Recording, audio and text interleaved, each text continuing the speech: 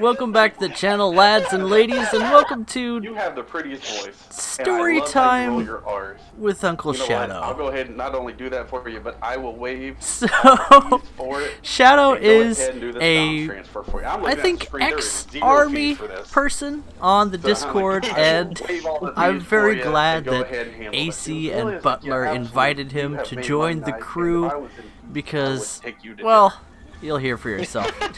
So, this is Shadow. He's gonna tell us some stories. He tends to do that. And you won't hear my audio, but you'll hear AC, Butler, and Shadow. Because I just happened to be playing a match while listening to this. Well, this story time. And I thought I'd share it with you all. Okay, here you go. And in the pauses where I'm talking, just make your own response. It'll be like those kids shows where they're like, "Where's the blue truck?" Only, usually this time it's like, "Huh, that sounds like my mom." Okay, enjoy the video. I got this call, and it popped up on the screen, caution, violent customer. Which they all send them to me because basic training in infantry and whatever. I don't care. Send them to me, whatever. So this dude's just screaming F you, F this the entire call. And I'm, absolutely, sir. Is there anything else I can help you with? Did everything. Yeah, I'm just having a good time. He's already been bounced through the system like 8 times. I'm having a fun time. I'm waiting to go home for the day. And so he's just ranting and raving. So I do everything he asks of me and a little bit further to make him happy. And I'd say, "Sir, is there anything else I can help you with today?" And he goes, "No, fuck you, you're dismissed." And hangs up on me. Evidently, that's not the right thing to say to me. So I called him back using our nifty Capital One phone system. And he picks up. And I said, "Hi, is this so-and-so?" He says, "Yes, it is." I said, "Hi, this is Jim, your Capital One account manager." He says, "Okay." I said, "We just got off the phone a minute ago." He goes, "Yeah." I said, "You're an asshole, and I'm going to use your frequent flyer miles to fly to your house and beat you into the ground like a tent peg." And my boss comes over and just hangs up the phone. And so I didn't see him page anybody, but 2 very large guys come up. And he says, "You should go have coffee." And I said, "I don't drink coffee." He says, "You should go have a cigarette break." "I don't smoke." "You should go to lunch." "I just had lunch." "I'm trying to fire you." "Oh, you should have just started with that."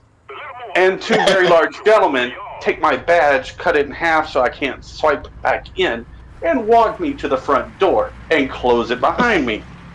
So I called my wife at the time because my truck had gotten hit the week before by a semi and destroyed with me in it. And she says, "Fuck you, no, I'm not coming to get you, walk home." So at like 11 o'clock at night, I walked the 8 miles back home. And of course, I'm in a good mood. And so I just kind of sing the entire way. Oh no, she told me if I was a real man, I would have went back, and it's my fault that my friends. And that's not counting. We'd get into arguments, and I'd forget what we were arguing about, so I'd go to bed. I'd get up and I'd walk around the corner. She'd hit me in the face with a cast iron skillet.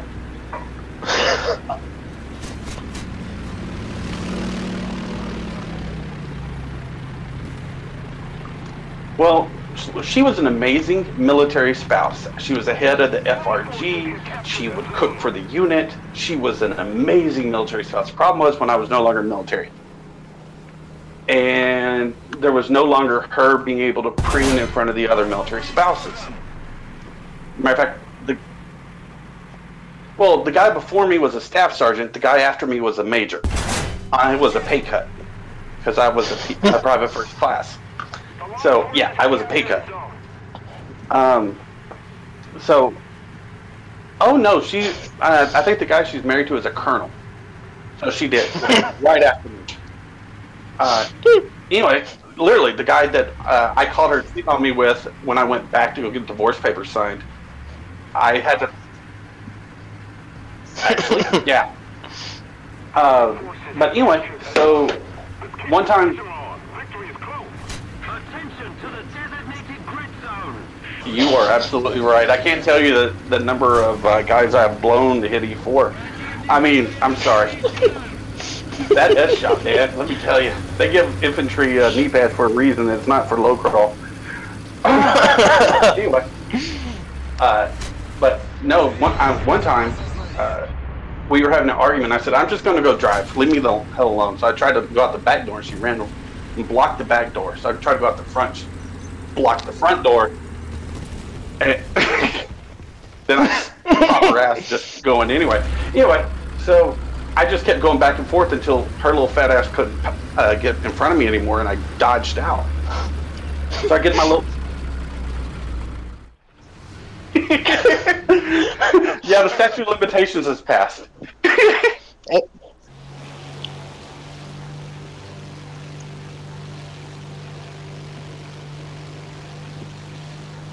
Toshio, think about your monetization. Yeah, you got a point.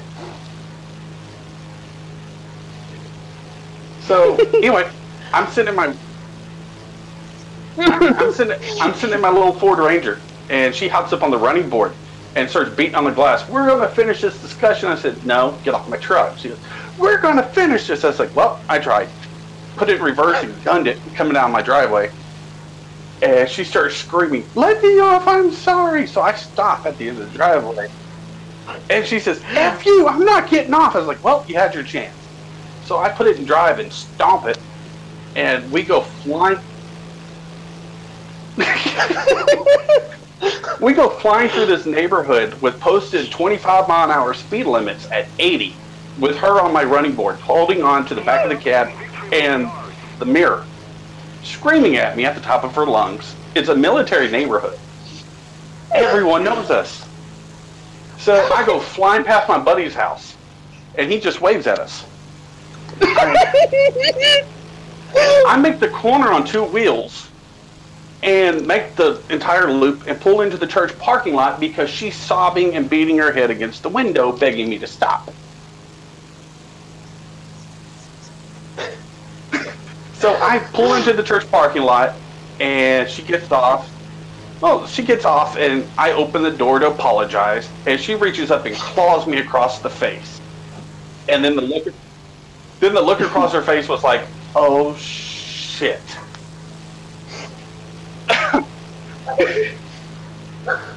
Well, then she takes off running. Then she takes off running from me. Now I'm insulted. I'm bleeding in the face, and she's running her fat ass away from me. I'm disabled. I'm not going to chase her. So I just put the truck back in drive and gunned it with the door open. And whooped her across the back of the head with the door. And she went sliding across the church parking lot. So she does that deep breath before she starts screaming, and I tell her, get in the fucking house. And very loudly I say, it's okay, honey, I'll teach you how to roller skate tomorrow. Her falling down isn't that bad. And we get in the house. And then she hits me in the face with a skillet, because it takes me a little longer than her to get in, because I had to park the truck. I wake up... Let's see. Oh, well, the reason why my buddy waved at us was because his favorite thing to do, if I was in the field, he would come over and eat my groceries. But he saw her in the front yard one time and slowed down, rolled down his window, took his skull can, threw it at her, and yelled Wolverines and stomped the gas and white smoke tires down the road. Yeah, so it was hilarious because it still is. I stay in contact with him. He lives up in Tulsa. He yelled Wolverine and took off.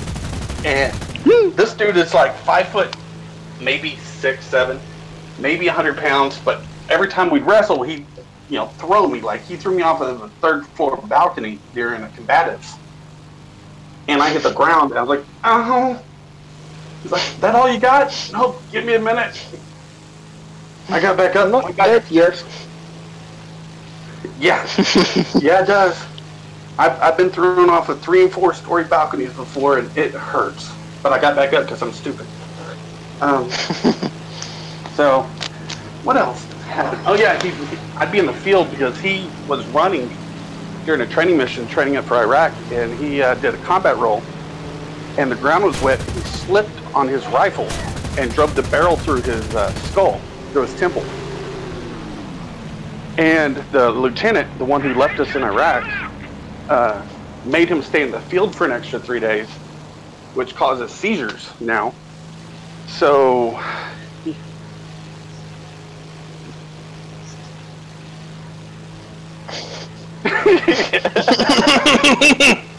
so he was getting out processed as I was getting ready to go to Iraq. And when I was getting ready to leave, he told everyone, I'm coming with you. And they're like, dude, you can't go. He said, no, fuck y'all, I am. And we're like, no, seriously, you can't. You don't even have orders to go. I'm like, fuck y'all, I'm going anyway. So, well, we thought if we took him to the colonel, to the brigade commander, but he would explain it because Skeletor, Colonel, like a lieutenant general now. He was worked at the Pentagon briefly for a while. Anyway, we thought he would explain it to him and make him okay with it. He went up there. He goes, look, you're not going. You're injured. You're a good soldier. You're a damn PT stud. I'm damn proud of you. I hate that we have to go without you, but you're not fucking going. He goes, sir? Yes, I am. He goes, no, fucking not. He goes, sir? Yes, I fucking am. And I'm just watching this. This is a PV2 telling a colonel, fuck you, yes, I am. I'm like, okay, this is interesting. We got people who are saying, I don't want to go, and he's like, fuck you, yes, I am. So he... well, so he hurls a desk at the colonel because he's upset that he can't go. So he just hurls a desk at the colonel. Colonel says, yeah, he says, well, I understand your disappointment. You are an infantryman after all. You're made for war. I'll forgive that. Batch, go ahead and take them back. So we went back. Okay, fast forward to deployment dates. We're getting on the plane to go to Iraq, Kuwait, because we have to climatize. I look over, and guess who's sitting there squinched down in the seat beside me? No gear, no weapon, just his DCUs, and a patrol cap. Because he wasn't issued a weapon, and all his gear's been turned in because he's getting chaptered out of the Army under medical. So he snuck on the plane so he could deploy. And they start doing head count because they want to make sure no one's punking out. And they go through the head count, and yeah, so they're like, okay, they're like, there's somebody extra on here. So they start asking everybody to call out with their name and do the count off. So once again, everyone counts off, and there's one person extra who's not accounted for that didn't say a number. So they go seat to seat, tapping the seat, asking for names, checking against roster, see who this is. They get to him, he looks up and goes, you're not going. Fuck you. Yes, I am, Sergeant. You don't have a weapon, Sergeant. You don't have a weapon. Sergeant, I'll get one when I get there. No, you're not getting one of ours. He said, sure has a stall. I'll just get him to shoot somebody and take theirs. It's fine, Sergeant. And so they're like, get up. I got up, and they grabbed him and started dragging him down the aisle of the aircraft, with him grabbing onto every fucking seat between my row and the door. Like a toddler. He's screaming. Yes, I have two. Almost three. And he's screaming, I'm going to go. I want to fucking kill someone. So, he doesn't get to go. And then a month and a half later, I get shot and sent back. And I'm sitting there, arrived back at Fort Hood, and he looks at me and goes, you know what wouldn't have happened if I would have went? I go, what's that? He goes, you would have got fucking shot, fat boy. He's like, yeah, that's why we have battle buddies, dude. I'm like, okay, alright. Because the first day I met him, I got back from Korea, signed into my unit, and there's this little private who wants to go on leave, But he's right out of basic training, so no one's going to let him sign himself out. Because he's a private. Privates are idiots. And I'm like, well, I want to go on a 4-day. They're like, oh, you can. You've been to Korea. You know, you've been through a deployment. You know what you're doing. We can trust you. I was like, well, can I sign for him? They're like, do you know him? Not a bit. Well, PFC, if you want to sign for the private, you can. But if he gets in trouble, it's your ass. I was like, yeah, okay, I'll take that risk. Well, we went up to Tulsa. With him driving my truck, I go to sleep and wake up. My little 4-cylinder's going, me. That's when we go down the Indian Asian Turnpike at 130 miles an hour. Well, there was an accident on the way up there, and a car caught fire because a semi hit him into another semi, and we wound up being like, yeah, technically we're here, we help, but don't put our name in this because we're on leave. So, we've been best friends since. But yeah, he blames me getting shot on him not going, which I do too. I called him a little bitch. And he'd come in there, right? No heart. Well, what used to happen is, when I lived in the barracks, he would come in before PT, because at one point we were roommates, so he kept his key. He'd sneak in my room. Hey, fat ass, scoot over, let's spoon. And curl up right behind me and be like, hey, Big Daddy, and go sleep. I'm like, man, you can't keep doing this shit. You're messing with my emotions.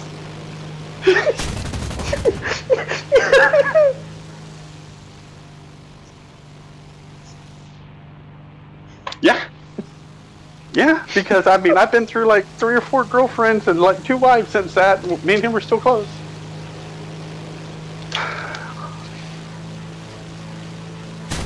Yeah, and I'm threatening to shoot him, and he's threatening to shoot me, and I offered to be his alibi on his ex-wife. I talked him out of shooting his ex-wife, only because I offered to do it. Well, oh, never mind. Well, his wife at the time kicked him out of his house because said he was an abusive prick. He is, and brought another guy over. Well, he was staying across the road at their empty property, so he could see into his house from across the road. And he saw a dude pull into his driveway, get out and go in the house with his wife. No. So those 2 are sitting on the couch, and he calls me. He's like, dude, come up here and stop me from doing something.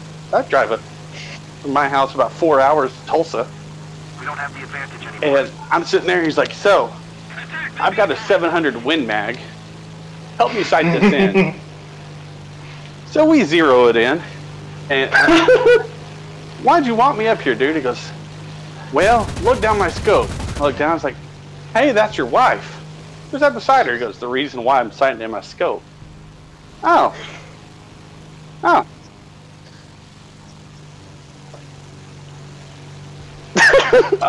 Well, I mean, if you don't get them on the first shot, they run. And, you know, dodging is annoying. Right? So, well, I had also brought my big 50. So I had a 50 cal. with a 700 grain BMG rounds. So I wasn't terribly worried about that. I could have taken their house apart. Anyway, so we talked about it, and we drank beer. I took him to the strip club and paid to get him laid. His pickup line was, and I shit you not, keep in mind how little he is, his pickup line to strippers was, hey, I got a 12-inch dick, want to see? Oh, wow. And they're like, bullshit. Well, it works because they're like, bullshit, let me see. So, I mean, he would stand up and pop it out on the table. And they look at me, I'm like, no, no, no. See, I'm taller than he is and bigger than he is, but fuck that. So, you know, my mass got redistributed differently. So, he took 2 of them back to the hotel, and I was like, all right, I got you laid. Are you done being pissed? He goes, yeah, I'm fine. They ain't going to walk straight, but yeah, I'm fine. So, you know, I saved him from doing something stupid. I paid to get him laid. Well, correction, I paid to get us in the club. He got himself laid. So, yeah, fun times.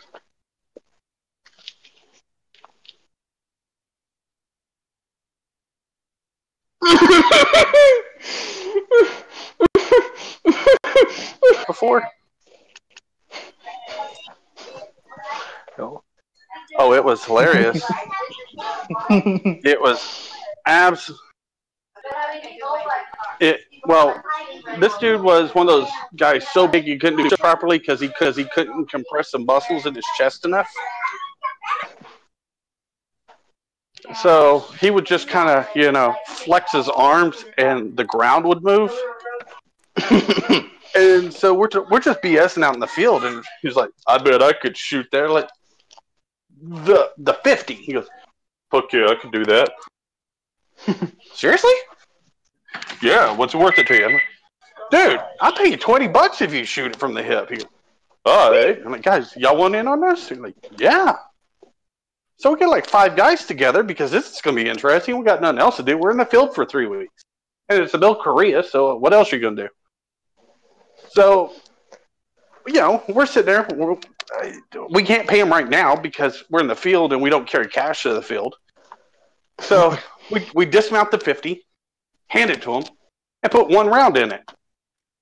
Like, all right, fire that way, and, rack it when you're ready. So, hey. He racks it, grabs a hold of the barrel, grabs a hold of the back end with a butterfly, and just squeeze the trigger. Well, we're all watching to see where this round goes. We look back, and he's no longer there. Evidently, his big ass went over the cliff. So the 50 cal stopped about halfway down because they hit some brush. No big deal. We got that. Look down there, and he's just all at the bottom. I'm like, how the fuck you get down there? Help me. We're like, no, you're fucking heavy. So we've got Humvees, so we just kind of backed the Humvee up to the edge of the cliff and threw him down a rope and tied a rope to the spindle hitch of the truck and drug his ass up with the truck. And of course the medics come over because this dude's all fucked up. I think he had a broken collarbone and some stuff, and they're like, how'd this happen? And we're just looking at him going, don't be a bitch, don't be a bitch.